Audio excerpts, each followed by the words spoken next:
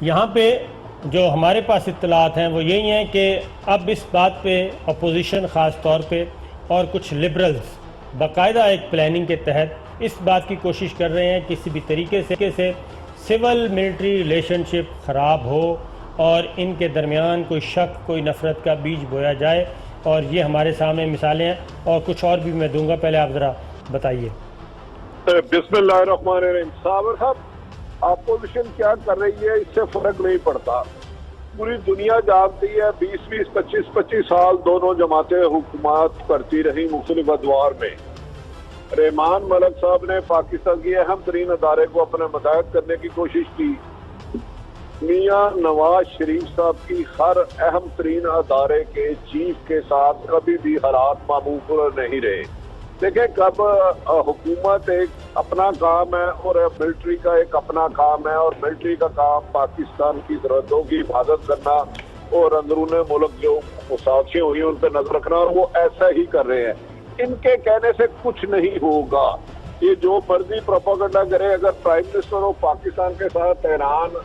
ISI کے محترم سربراہ تشریف لے کر گئے ہیں تو وہ یقیناً انہوں نے اپنا پورا ہوم ورک کیا ہوگا، جو ہمارے جوانوں کو شہید کیا گیا ہے وہ ایک نیٹ ورک بریک کیا ہوگا، کہاں سے کال ہوئی، کون سا بارود استعمال ہوا، کس راستے سے استعمال ہوا۔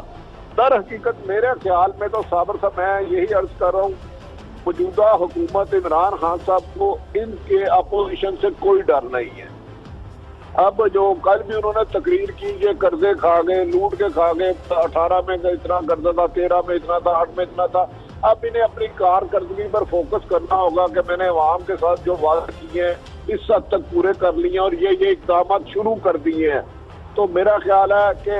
جو حکومت اور اس وقت ہماری ملٹری لیڈرشپ ہے اس میں نہ اختلاف تھا، دونوں اپنی اپنی سطح پر اپنا کام کر رہے ہیں، لیکن حکومت کی کچھ اپنی پالیسیاں اور ان کی پارٹی میں جو خود آپس میں اختلافات بڑھتے جا رہے ہیں، مجھے تو ادھر بیٹھ کے یہ اطلاعات مل رہی ہیں وہ خان صاحب کے لیے زیادہ خطرناک ہے بنسبت کے اپوزیشن تو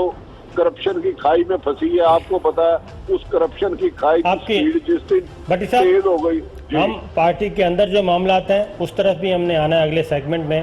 فی الحال اس چیز کو، کیونکہ یہ صرف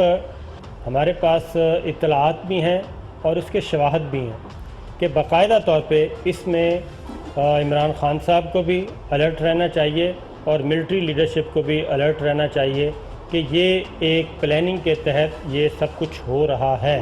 اور اس کا مقصد کیا ہے؟ پاکستان کو ڈیسٹیبل کرنا، پاکستان میں جو سیاسی سیٹ اپ ہے اس کو ڈیسٹیبل کرنا۔